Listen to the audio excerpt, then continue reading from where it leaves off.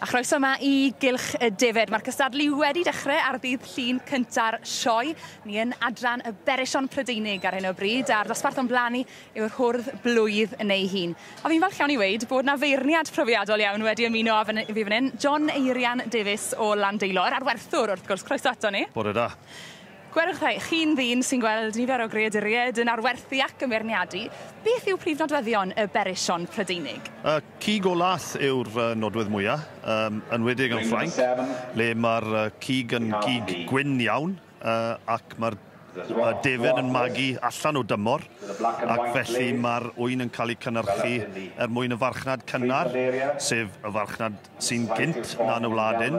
Yr wyn yn dod i'r farchnad yn mis Ionawr, mis Chwefror, ac na beth mae gwraig y tŷ yn Ffrainc yn licio yw'r cig gwyn iawn, a yr bryd yma yn ddelfrydol at cynnyrchu hwnnw.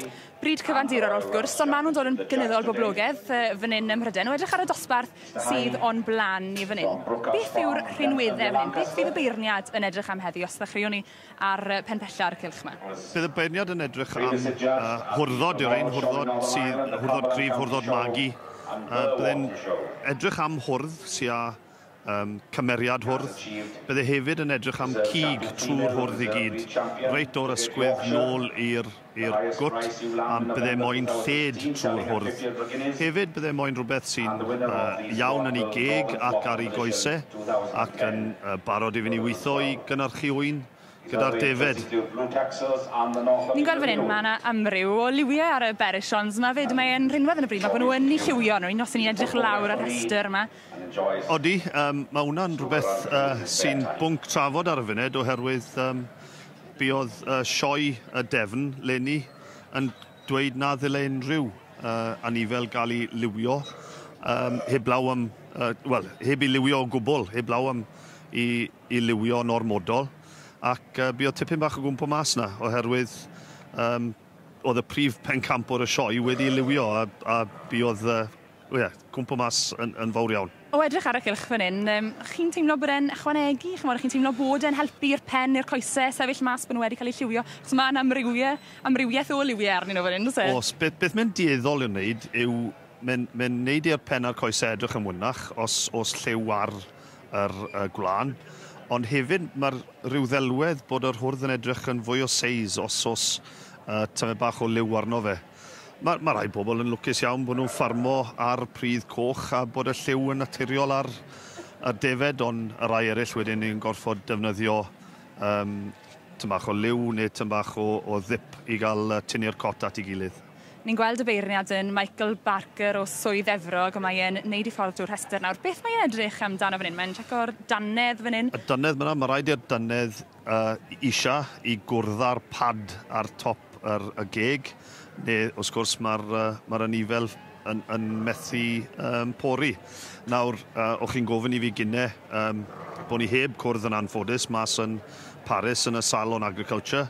Oedd y beirniaid mas yn Ffrainc yn y Gwanwyn, dim hyd yn oed yn edrych ar yr dannedd am y bryd penodol ma, oherwydd bod rhan fwyaf o'r wyn yn cael ei pesgu tu mewn yn y gia. Reswm am ni yw eto bod nhw moyn y cig yn wyn iawn, bod nhw ddim moyn caratins o'r borfa, o'r haul i dywyllu'r cig, ac felly oherwydd bod nhw'n cael ei pesgu mewn, sheds, doedd yr ffaith bod y dannedd yn iawn ddim mor bwysig iddyn nhw. Felly nawr, chi'n gweud bod chi wedi bod yn beirniadu mas yn y sioe fawr ym Mharis, ond wedyn y gwahaniaeth wedyn os chi'n beirniadu fan hyn yn y sioe fawr yng Nghymru, wrth gwrs, mae hwnna'n hanfodol achos y ffordd ni'n gweld fan mae'r beirniad wedi bod yn edrych ar y dannedd, mae nawr yn edrych ar gyfansoddiad, a mae hwnnw i gyd yn dod o bori mas fan hyn yng Nghymru, dwi'n? Hollol. Y peth arall, mae gwaniaethau mawr rhwng y bryd yn Nghymru ac yn Ffrainc. Ni wedi magu y bryd yma, tym bach o waniaeth i fel bydde'r Ffrancwyr yn magu rai nhw oherwydd yr rheswm bod rhaid i nhw gynnyrchu wyn tew o ddafad fynyddig. Na fe, diolch yn fawr chi. Wel, gan i weld sut hwyl mae'r beirniad yn cael arni maes o ddaw pan ddawn ni nôl at gylch y Defed. I gylch y defed, lle ni'n edrych ar y ddosbarth y Berisions Prydeinig, yr hyrdod blwydd neu hun. A gyda fi mae'r arwerthwr a'r beirniad John Eirian Davies o Landeilo. Mae'r beirniad wedi gofyn cael gweld rhai ohonyn nhw'n rhedeg yn rhydd fan hyn rownd y cylch hyd yn hyn. Beth ych chi'n neud o'r ddosbarth yma, John? Wel, yn blwmp ac yn blaen, mae'r beirniad wedi dechrau gan pigo hwrddod mawr cryf cigog i ddod flaen i'r rester flaen o'r rester ôl. Mae'n argoeli bod eisiau llawer iawn o gig ar yr hwrdd a bod eisiau llawer iawn o seis ar yr hwrdd a wneud daipau. A beth welwch chi yn gyson mewn sioeau fel hyn yw bod beirniad yn wylo'i daip a yn dilyn y taip na o hwrdd mlaen. Felly am efallai bod e'n mynd am cyfansoddiad cryf yw'r peth fydd yn ennill y dydd fan hyn, felly? Wel, seis a cig mwy na dim byd arall. Os ydwchwch chi ar yr hwrddod mae wedi dod amlaen, maen nhw mewn... mae cig dychrynllyd arnyn nhw. A bydden ni'n gweud tipyn bach o fras hefyd. Eto, nodweddiadol o'r bryd. Mae'n bryd sy'n yn cario cig yn rhwydd iawn ar ei wyn. A os tan y taip y beirniad, wel, mae'n wylo'i daip yn un heddi. A ni'n gweld ambell un yn y rhestr sydd wedi cael ei dethol eisoes, wedi bod yn enillwyr yn y maes yma o blaen, Beinon Thomas, goetre fach fyna. Odyn, wedi cael y prif bencampwr y bryd yma yn y sioe ma llynedd, a yn agos iawn at y brif bencampwriaeth unigol y sioe.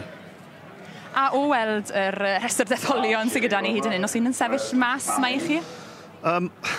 Mae hwn yn ddosbarth i hwrddod blwydd neu fwy, a bydden ni'n awgrymu wella taw henach hwrddod sy'n agosach ato ni man hyn, a bod hwrddod ifancach, bydden ni'n meddwl taw hwrddod blwydd sydd ar Beinon Thomases, Dar Joneses a Brian Evans man yn y canol.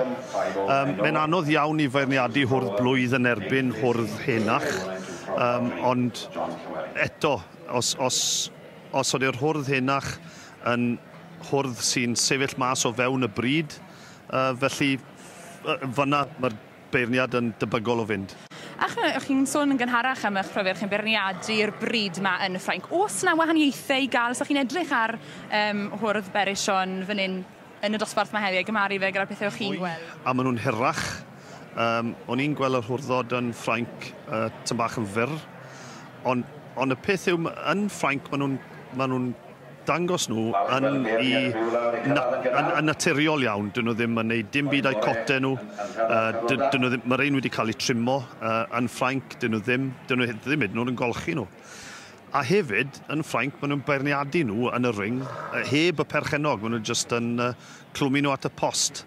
Felly, maen nhw wedi gwella o ran i seis a'i hyd ers bod nhw wedi dod i'r wlad yma.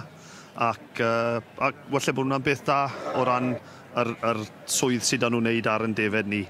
Mae sôn am swydd sydd yn wneud. Mae'n edrych os yr beirniad yn agosau at ei benderfyniad. Mae wedi troi at y stiwardiad i ofyn iddyn nhw ddod yn nes. Oedden nhw'n edrych fel dyn sydd wedi wneud ei benderfyniad i chi? Mae wedi symud o'r hwrdd cyntaf lawr i'r ail, a dwi'n meddwl, achos ei ddannedd bydd e'n edrych ar ei ddannedd e'n fanwl yn hwyr iawn yn y beirniadu. Mae'n galw'r stiward nawr. A dwi'n meddwl taw y ffaith bod y dynedd ar yr hwrdd sy'n 2 blwydd oed, tymau bach mlaen i ble dylen nhw fod, yw'r reswm bod wedi symud nôl i'r ail safle. Felly mae'n edrych fel bod e'n pendroni ymgynghori, a mae'r hwrdd ar y pen fan hyn holi rifau mas, fel bod e'n gallu cael ei adnabod gan y beirniad ar ein sy'n sylwebu. Dwi'n siŵr Tom Estate, Chipping Norton, Rhydychen sydd gyda ni ar y pen agosaf fan hyn, a mae'r beirniad wedi wneud i benderfyniad fe sy'n mynd â hi felly Tom Estate o Chipping Norton yn Rhydychen. Odi, mae hwn yn hwrdd mawr, mae'n hwrdd o gyfansoddiad da fel wedwch chi, ag o gwedda. Na fe, ewn ni lan i gael sgwrs ydyn ar enillydd. Congratulations. Thank you very much. A lot of work's gone into this ram here. Yeah, a lot of work, yeah. Tell us, how long does it take to prepare something like this for the show? For the show, 2 or 3 months in advance, but you're feeding them sort of from Christmas onwards, really, just trying to keep them in fit condition without getting too fat, you know. But this is the show to win, so I'm absolutely chuffed. This is indeed. Wel, llongyfarchiadau mawr i chi. Congratulations.